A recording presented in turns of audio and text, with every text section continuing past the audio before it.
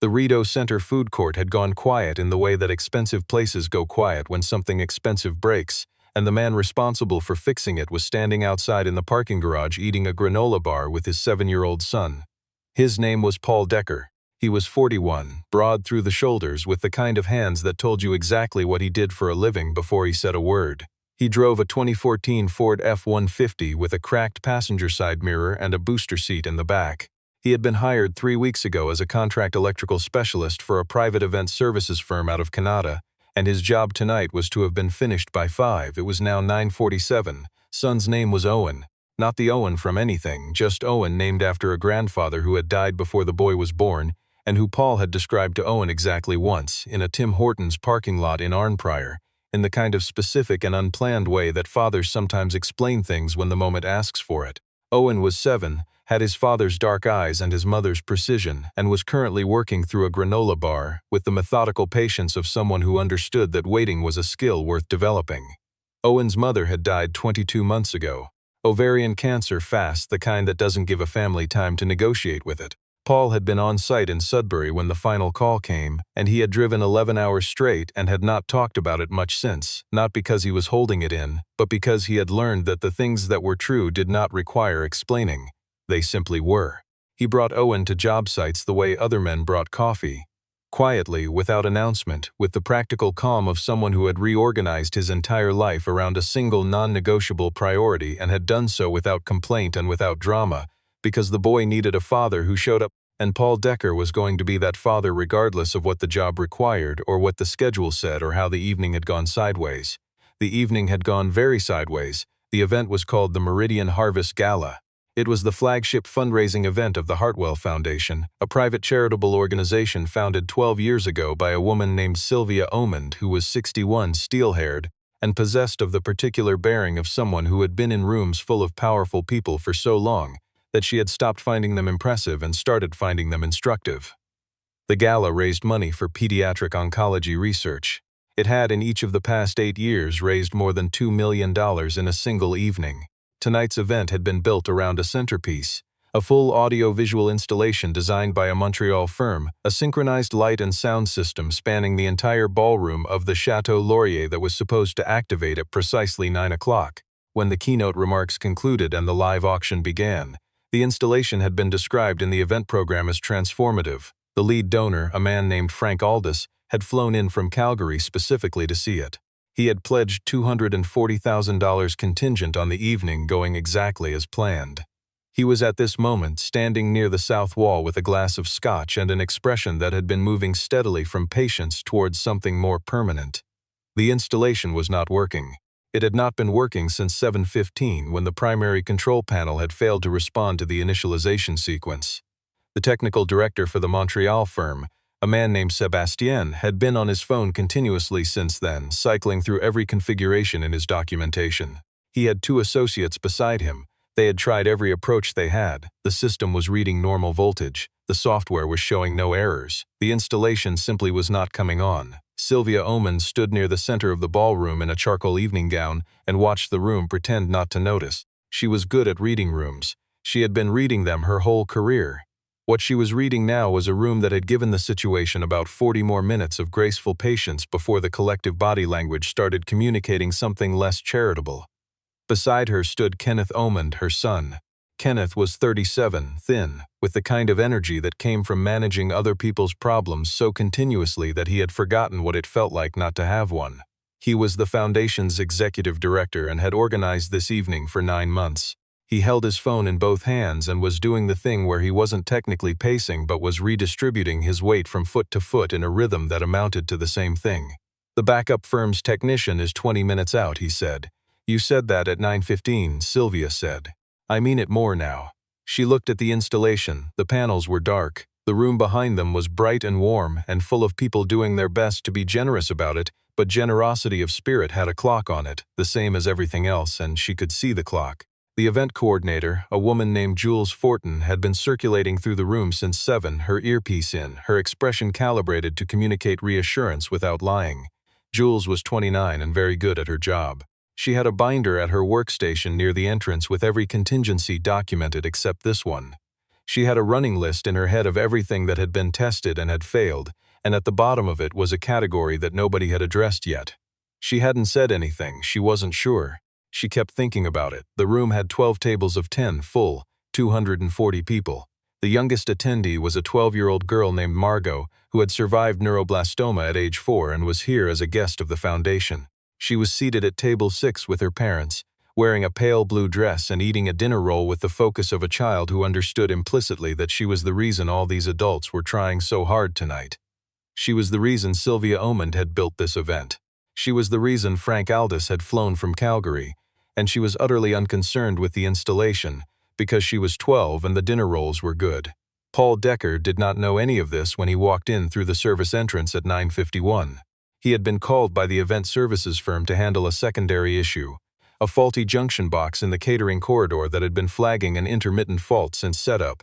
That repair had taken 20 minutes. His work order was complete. He had turned in his sign-off sheet to the corridor supervisor and was heading back through to collect Owen from the parking garage when Jules Fortin came through the service door with her binder and the expression of someone who had stopped pretending to look calm. She nearly walked into him.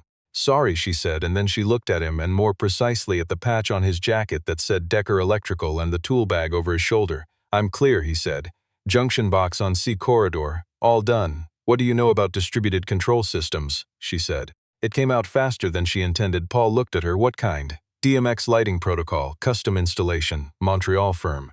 The whole system isn't initializing, and we have 3 people from the manufacturer who can't figure it out, and there is a $240,000 pledge in that room contingent on this working." Paul was quiet for a moment. He had not been asked to be here. His scope was clearly defined.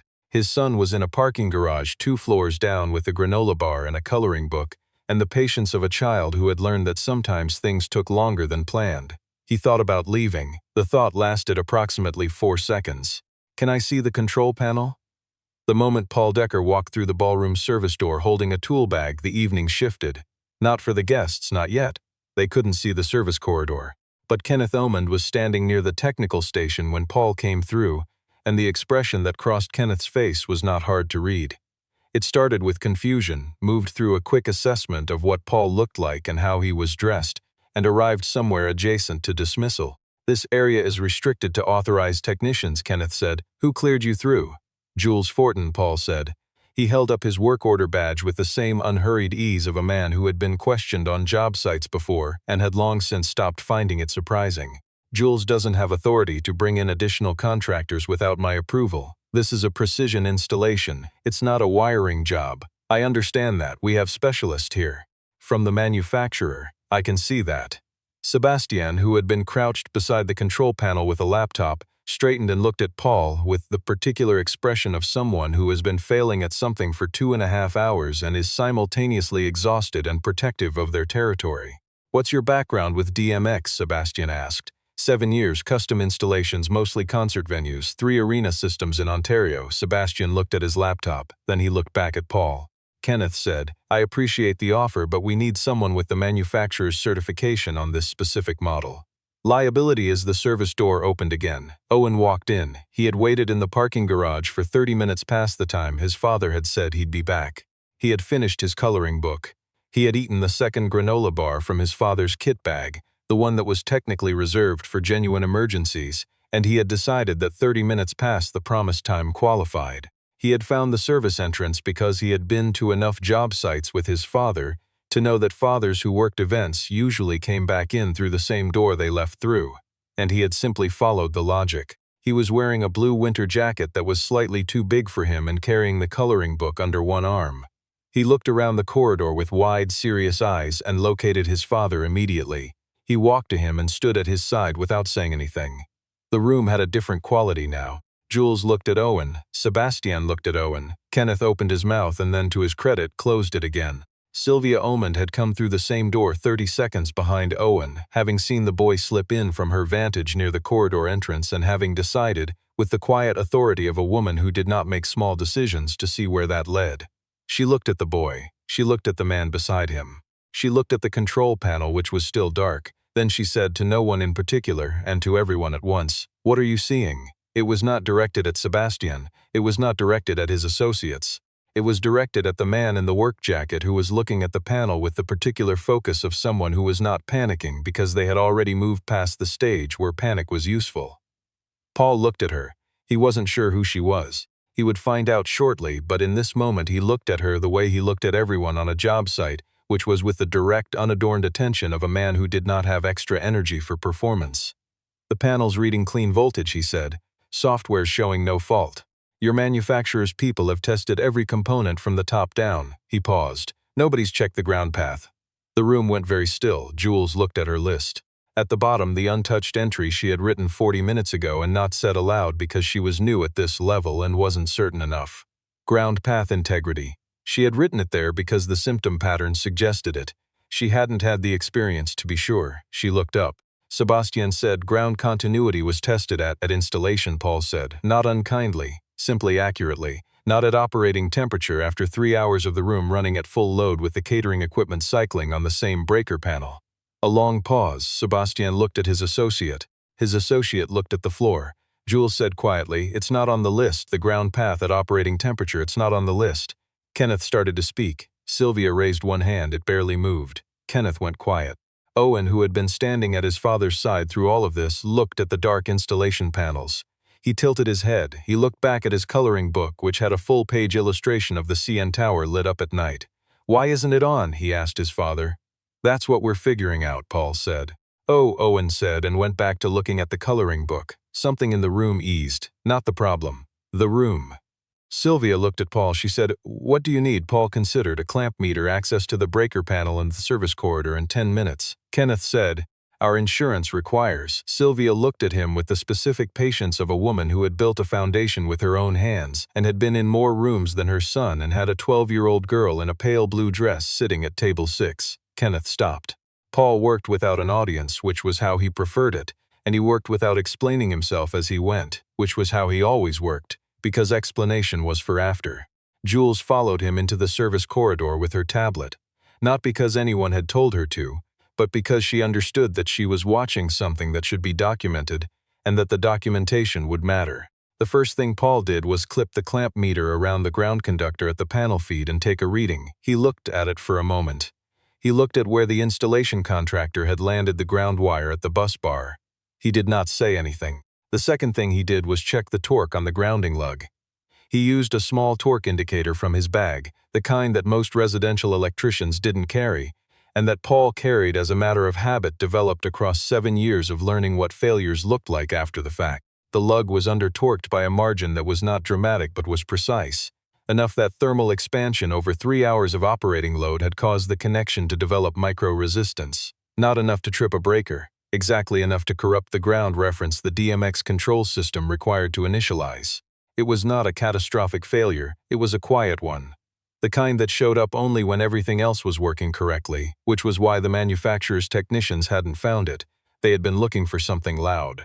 Paul reached into his bag for a torque wrench. 4 minutes later, he walked back into the ballroom corridor. He looked at Sebastian. "Try the initialization sequence." Sebastian looked at him for a moment. Then he looked at his laptop. He ran the sequence. The installation came on, not tentatively, not with the reluctant flicker of a system being coaxed. It came on the way it had been designed to, all at once, a synchronized wash of light across the ballroom ceiling, deep gold and warm amber with the audio component rising underneath it, clean and full, filling the space the way good sound fills a room, not loud, present. 240 people in the ballroom turned and looked. For 3 seconds there was total silence. Then Frank Aldous, standing near the south wall with his scotch, started to applaud. The room followed. Owen, who had been sitting on a folding chair near the service door with his coloring book, looked up at the light coming through the gap in the door and watched it move across the wall opposite.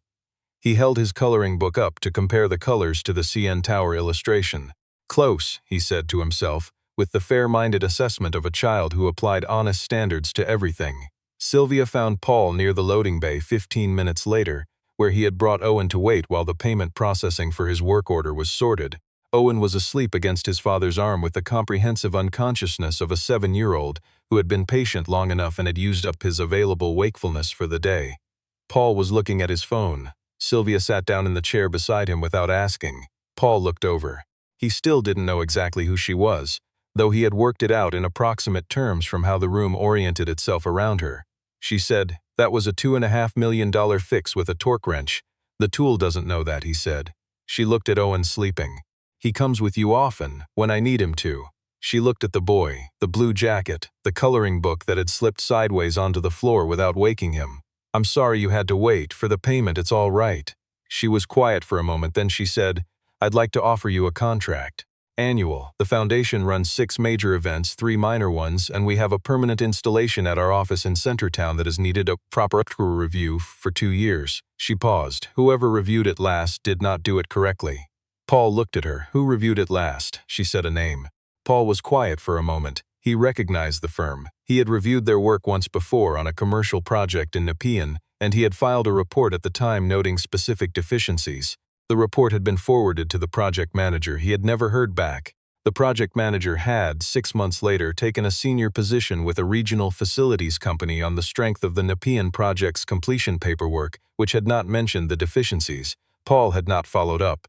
He had been a contract worker with no standing to pursue it further and a son to pick up from daycare at 5:15, and he had decided at the time that the report existed and that was what he could do. The report existed. He had kept a copy on a hard drive in his home office. He had not thought about it much. He had not known whether it mattered. It turned out that things could matter on a longer timeline than you planned for. I know that firm, he said. She looked at him with the focused attention of someone who understood that a sentence like that one rarely arrived without something behind it. The Nepean project, he said. 2021. I filed a deficiency report. I have the documentation. The silence was the particular kind that falls in a room when a large number of things are being understood simultaneously by a small number of people. Jules Fortin had appeared at the loading bay entrance with her tablet. She had not been called. She had a quality, Paul would learn later, of appearing where the information was. She looked at Sylvia. She looked at Paul. She looked at her tablet, where she had been building a log of the evening's events, with the methodical thoroughness of someone who understood that accurate records were a form of respect for what actually happened. She said, I can start the documentation chain tonight if it would be useful. Sylvia said it would be very useful. Kenneth had appeared behind Jules. He had spent the last 40 minutes watching the room he had organized for 9 months respond to an outcome he had nearly prevented, and he had the particular quality of a man who was processing something he would not have words for until sometime next week. He looked at his mother. He looked at Paul. He said, the firm that did the Centertown review. We renewed their service contract in March. Sylvia said, we won't be doing that again. Kenneth nodded slowly. He looked at Owen sleeping against his father's arm. He looked at the coloring book on the floor. Then he looked away at something in the middle distance and found it occupied by nothing at all. Paul told Owen on the drive home. The Trans-Canada heading west out of Ottawa, the orange sodium lights pacing them at intervals, Owen in the booster seat with his jacket zipped at eyes at 3/4 mast, the state between awake and asleep that children inhabit and adults spend their whole lives trying to get back to. Remember why we were there so long tonight? Owen considered. The lights didn't work. Right, I fixed them. I know, Owen said with the tranquil confidence of a child who had never doubted this. The lady who runs the place, she asked if I wanted to do more work for them, permanent kind. Not just one night. Owen looked at him. More nights, some, but I'd still pick you up, every day. Owen thought about this with the seriousness it deserved, which was the same seriousness he applied to everything, the quality he had inherited from one parent or the other, or perhaps from himself. At the regular time, and you'd tell me before if it was going to be late, I'd tell you. Owen looked out the window at the highway. A passing transport truck strobed light through the glass, and for a moment the interior of the truck cabin was bright and warm and full, and then the truck was gone and the ordinary dark came back. That building we were in, Owen said. Was it old? Very old. Built in 1912. Owen absorbed this. Older than Grandpa Decker. Older than Grandpa Decker by about 20 years. Did they have electricity then? They were just getting it. Owen looked at the coloring book in his lap, which he had rescued from the loading bay floor without ceremony and tucked away as a matter of course. He found the CN Tower page and looked at it in the passing light. The colors were better in real life, he said, usually are. He was quiet for a while after that. The kind of quiet that settles in on a highway at night when the day has been longer than expected and the heat is on, and the road ahead is straight and known. Then Owen said, in the voice he used when he had been thinking about something for a long time and had decided it was ready, do you think Mama would have liked those lights? Paul kept his hands on the wheel. He looked at the road. I think she would have stood there until everyone else had gone home just to see what they looked like when the room was empty, he said. That's what she did with things she liked. She wanted to see what they were like when no one was watching. Owen thought about that. I do that with cars, he said. I know, is that from her? Might be. Hard to say. Some things pass through people and you can't always trace which direction. Owen accepted this. He folded his coloring book and set it precisely on the seat beside him and crossed his arms over his chest in the way he did when he was organizing himself for sleep. Okay, he said. You can take the job. Thank you, Paul said. But you have to take me to see the lights sometime. When they're actually working. Deal. Owen closed his eyes. He was asleep within a minute and a half with the total commitment of a child who had given the day everything it asked for and was now done with it completely. Paul drove west. The city lights thinned behind him, and the highway opened up and the stars over the Ottawa Valley came through in the way they only did out here, where the darkness was old enough to mean something. He thought about a report filed in 2021. He thought about a hard drive in his home office, and a document with his name on it, and a set of findings that had gone nowhere and waited, without asking anything from him, for a situation in which they could be useful. He thought about a grounding lug under-torqued by a margin so small that most people would have called it irrelevant. He thought about the way the lights had come on. The email from Jules Fortin arrived Monday morning at 7:42. While Paul was making oatmeal and Owen was at the kitchen table drawing something on the back of an old work order with the focused concentration of a child who had decided that blank space was a resource not to be wasted. The email confirmed the formal contract offer from the Hartwell Foundation, the scope of the annual maintenance work and the retainer rate, which was more than Paul had expected, and less than he would have asked for, which meant it was probably right. At the bottom, Jules had added a line that was not part of the formal offer. It said the documentation chain for the Centertown installation has been initiated. The previous service provider's records are being reviewed. The Foundation's legal advisor has been looped in. We expect the process to take approximately 2 weeks. Paul read the email twice. He put his phone face down on the counter. Owen looked up from his drawing. Who's that? The woman from last night. From the event. The one with the binder? That's her. She seemed organized. Owen said, with the approving tone of someone who valued the quality. She is. Owen went back to drawing. He had been working on something for the past several minutes with the deliberate precision of a child who was taking the project seriously. Paul came around the counter and looked over his shoulder. It was the ballroom. Rough, 7-year-old rough but recognizable. The tables, the ceiling, the installation panels along the far wall. In the panels, Owen had drawn small radiating lines in orange and yellow crayon, the universal child shorthand for light. In the corner of the drawing, very small, was a figure in a blue jacket sitting on a chair. The figure had a coloring book on its lap. Paul looked at it for a moment. That's you, he said. I was watching, Owen said. I wanted to remember what it looked like before it worked. Paul set the oatmeal in front of him. He picked up his phone and typed a reply to Jules Fortin. Monday confirmed, 9 o'clock. The documentation should be in place before the meeting. That is the condition. He sent it. He poured himself a coffee and stood at the kitchen window and looked out at the street, which was an ordinary Ottawa street in November gray sky and bare trees and a neighbor's recycling bin blown sideways by last night's wind. Ordinary and intact. His Owen ate his oatmeal. He kept the drawing at the edge of the table, in the careful way he kept things he planned to keep. Some things, Paul thought, hold. Not because the world is fair or because the timeline is clean, or because the right people are paying attention at the right time. They hold because they're true.